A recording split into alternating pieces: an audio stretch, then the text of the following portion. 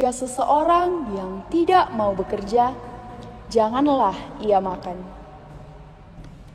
Saya Dominika Sipayung dari Paroki Santo Fransiskus Asisi, Saribu Dolok. Kalimat yang sangat menarik untuk kita renungkan pada saat ini.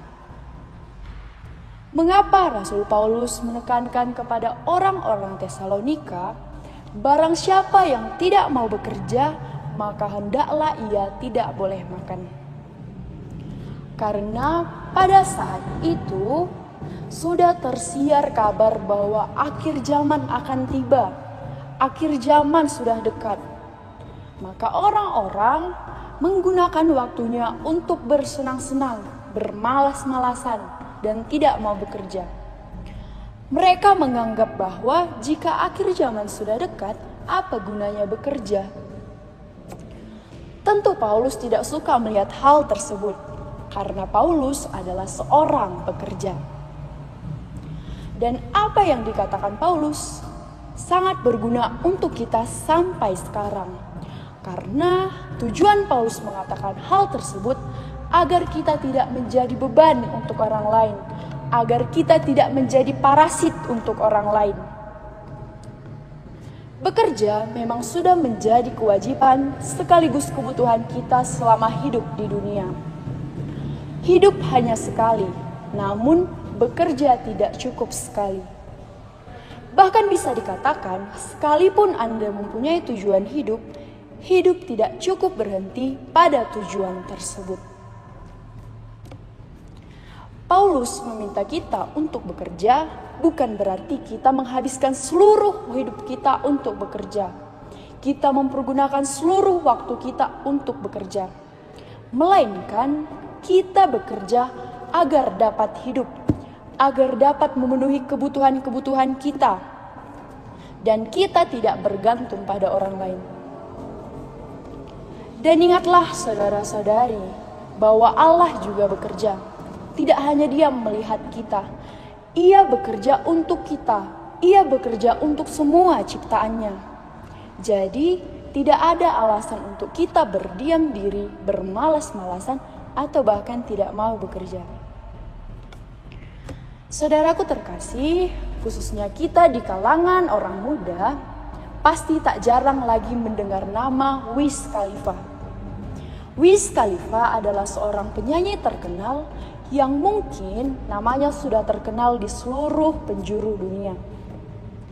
Wiz Khalifa mempunyai sebuah motto, yaitu I have done a lot work to get where I'm at, but I have to keep working. Yang artinya, saya telah bekerja banyak untuk mendapatkan posisi saya sekarang, tetapi saya akan terus bekerja. Hal itu tentunya harus memotivasi kita. Ada orang yang telah mendapatkan hasil dari pekerjaan mereka, akhirnya mereka bermalas-malasan, terlalu puas dengan hasil yang mereka dapatkan. Seberapapun hasil yang kita dapat, tidak boleh menghentikan niat kita untuk terus bekerja, karena bekerja adalah sebuah kebutuhan. Setiap orang telah diberikan potensi dan kemampuannya masing-masing. Dengan potensi itu, kita bisa bekerja dan memenuhi kebutuhan serta keinginan kita. Kita tidak bisa hidup dan makan dari belas kasih atau pemberian orang lain. Karena hidup dan makan dari belas kasih atau pemberian orang lain hanya akan membuat kita semakin tergelut pada kemalasan.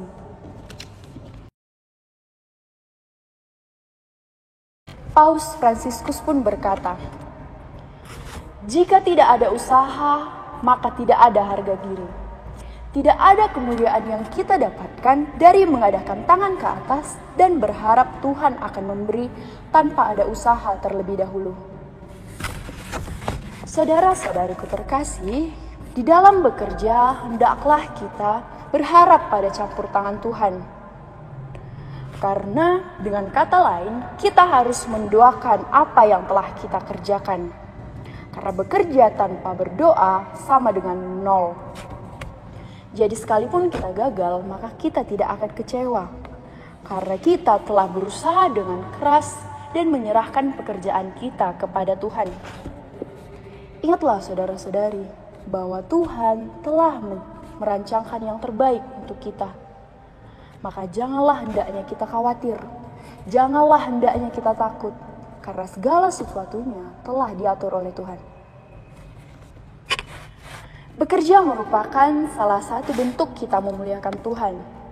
Dengan bekerja merupakan salah satu bentuk kita memuliakan Tuhan. Dengan menggunakan dan mengembangkan segenap potensi yang ada di dalam diri kita. Bekerja bukanlah hanya sekedar bekerja, melainkan menyenangkan hati Tuhan. Jadi bekerjalah dengan rajin, jujur, disiplin, dan bertanggung jawab. Dengan bekerja, kita dapat melanjutkan hidup kita, memenuhi kebutuhan-kebutuhan kita, dan kita juga bisa membantu orang yang ada di sekitar kita. Setiap orang sudah diberikan porsi masing-masing dalam bekerja. Dari anak kecil, remaja, orang tua, sudah diberikan Tuhan, dan kita bisa melakukan pekerjaan kita sesuai dengan kemampuan kita masing-masing. Sebagai contoh, saya adalah seorang mahasiswa dan saya mempunyai pekerjaan. Apa itu pekerjaan saya? Pekerjaan saya adalah belajar. Dengan belajar dengan baik, saya akan menambah wawasan saya.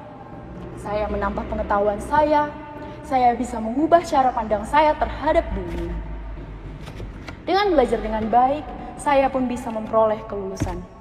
Setelah lulus, saya bisa mencari kerja atau menciptakan lapangan kerja. Jika saya tidak belajar dengan baik, bagaimana saya bisa lulus dengan baik tepat waktu? Bagaimana suatu saat saya akan mencari pekerjaan? Maka saya pun belajar dengan baik. Jika saya telah belajar dengan baik, saya memperoleh pekerjaan, maka saya akan membanggakan orang tua saya. Saya tidak lagi menjadi beban untuk mereka. Saya juga bisa membanggakan diri saya. Saya juga bisa membantu orang yang ada di sekitar saya. Saudara-saudari terkasih, Rasul Paulus mengatakan bahwa kita harus bisa menarik diri atau menjauhkan diri dari hal yang membawa kita ke jalan yang tidak benar. Menarik diri bukan berarti kita harus memusuhi saudara-saudara kita, melainkan kita tidak mau terikut pada hal buruk yang mereka lakukan.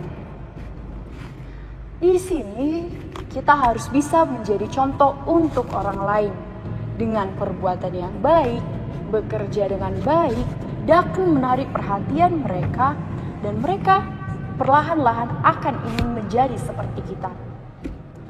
Berguna untuk kita, berguna juga untuk orang lain. Saudara-saudari terkasih, bekerja tidak hanya sekedar bekerja, namun banyak fase belajar yang kita dapatkan dari bekerja.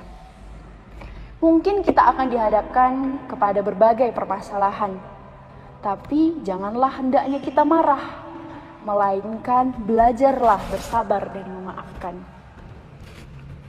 Setiap usaha pasti tidak luput dari yang namanya kesusahan, kesulitan. Tapi hal itu dapat kita jadikan sebagai pedoman atau pembelajaran untuk menjadi pribadi yang lebih baik. Lihatlah saudara-saudari, bangsa kita sedang mengalami masalah yang besar, yaitu pandemi COVID-19. Oleh karena itu, kita para generasi muda sangat dibutuhkan oleh bangsa ini. Maka marilah belajar dengan rajin, gigih, agar kita bisa mengaktualisasikan pengetahuan kita, kemampuan kita untuk bangsa ini dan untuk membantu orang lain. Saya jadi teringat suatu semboyan yang diajarkan oleh mendiang guru bahasa Indonesia saya ketika saya masih berada di sekolah menengah atas. Semboyan itu adalah revolusi 3B. Apa itu revolusi 3B? Revolusi 3B yang pertama, biasakan untuk selalu mendekatkan diri kepada Tuhan, rajin berdoa, beribadah, dan rajin membaca kitab suci. Yang kedua, Biasakan untuk rajin bekerja dengan gigih, bersemangat, jujur, dan disiplin. Dan yang ketiga, biasakan untuk selalu berbuat kebaikan dan selalu mengasihi sesama. Mengapa dimulai dari kata biasa? Ada pepatah mengatakan Allah bisa karena biasa. Dengan kita biasa melakukan hal tersebut, maka kita akan bisa mencapainya. Dengan kita biasa berusaha dan bekerja keras, maka kita akan bisa mencapai mimpi-mimpi dan harapan-harapan kita. Maka marilah kita bekerja dengan baik dan selalu melibatkan Tuhan di segenap perbuatan dan pekerjaan kita.